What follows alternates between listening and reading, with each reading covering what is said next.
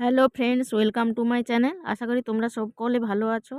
আজ আমি তোমাদের সাথে শেয়ার করব খুব দারুণ মজাদার সুজি, গুঁড়ো দুধ ও নারকেল কুড়ো দিয়ে সুজির ভাপা পিঠে রেসিপি। আর এটি খুব কম উপকরণে তৈরি হয়ে যায় আর একদম তেল ছাড়া হেলদি রেসিপি। তাহলে শুরু করি চলো। তো এই রেসিপিটি তৈরি করার জন্য আমি হাফ বাটি সুজি নিয়েছি আর তাতে দিয়ে দিলাম স্বাদ মতো লবণ আর দিয়ে দিচ্ছি 3 চা চামচ গুঁড়ো দুধ। গুঁড়ো দুধ দিলে পিঠেটার স্বাদ দারুণ হয়। তো গুঁড়ো দুধ দিয়ে দিয়েছি। এবার আমি অল্প অল্প জল দিয়ে ব্যাটারটা তৈরি করে নেব। খুব পাতলা করা যাবে না আর এককালীন বেশি জল দেওয়া যাবে না, তাহলে ব্যাটারটা পাতলা হয়ে যেতে পারে। তো অল্প অল্প জল দিয়ে এরকম ঘনত্বের একটা ব্যাটার তৈরি করে নিয়েছি। এবার আমি এটিকে ঢাকনা দিয়ে 10 মিনিট রেখে দেব। তাহলে সুজিটা 10 মিনিট পর ভালোভাবে জল টেনে ফুলে যাবে। এদিকে আমি নিয়ে নিয়েছি কিছুটা নারকেল কুড়ো। তো কোরানো নারকেলের মধ্যে আমি দিয়ে দিচ্ছি স্বাদ মতো চিনি। তোমরা যে যেমন মিষ্টি খেতে পছন্দ করো সেইভাবে মিষ্টিটা পরিমাপ মতো দিও। তো চিনিটা দিয়ে দিয়েছি। এবার আমি এতে দিয়ে দিচ্ছি কিছু কাজু বাদাম ছোট ছোট করে কেটে নিয়েছি। তো কাজু বাদামটা দিয়ে নারকেল কোড়া, চিনি ও কাজু বাদামটা খুব ভালো করে হাত দিয়ে মিশিয়ে নেব। তো মেশানো হয়ে গেছে। এদিকে আমি সুজিটা যে ঢাকা দিয়ে 10 মিনিট রেখেছিলাম, 10 মিনিট পর ঢাকনাটা খুললাম। তো দেখো অনেকটাই টাইট হয়ে গেছে। তো আরও একটু জল লাগবে।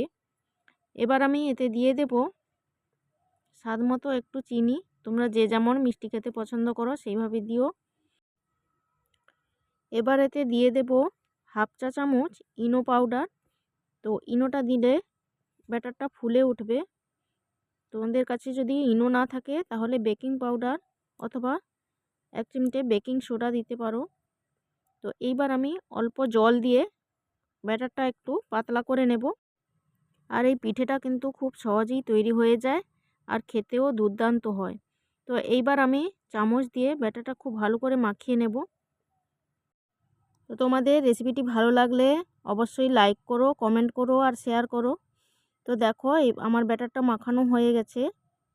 এবার আমি এটিকে এক সাইডে রেখে দেব।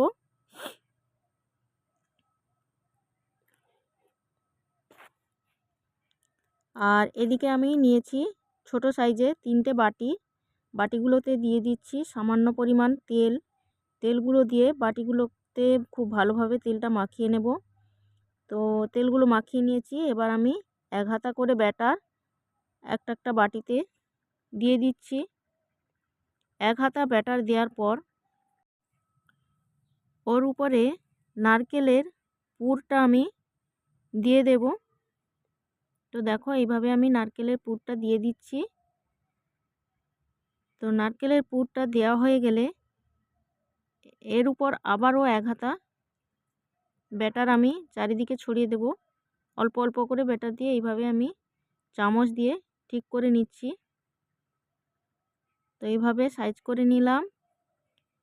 তো এবার এর উপরে দেখতে ভালো লাগার জন্য দিয়ে দিচ্ছি কিছুটা পরিমাণ নারকেলের পুর আর দিয়ে দেব কাজু বাদাম ও কিশমিশ। এইভাবে একটা একটা করে চারিদিকে খুব সুন্দর করে সাজিয়ে দেব।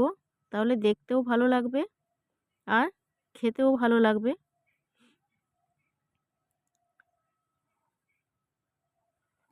খুবই সোজা এই পিঠেটা বানানো আর খেতেও কিন্তু দুর্দান্ত হয়।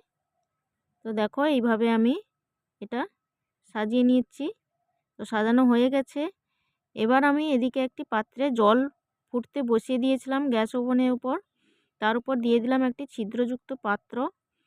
এইবার একখানা বাটি দিয়ে উপরে ঢাকনা দিয়ে দেব।